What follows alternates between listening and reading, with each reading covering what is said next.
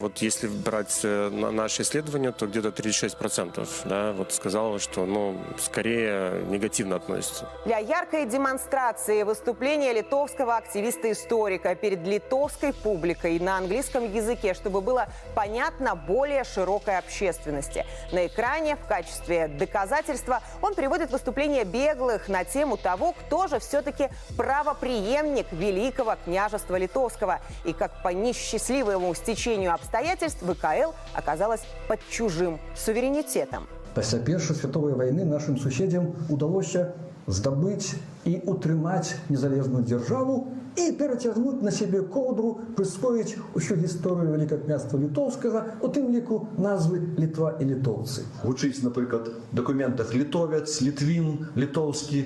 У 90% нават больш гаворка ідзе пра жыхара Менска, пра жыхара Украіны, пра жыхара Кіева.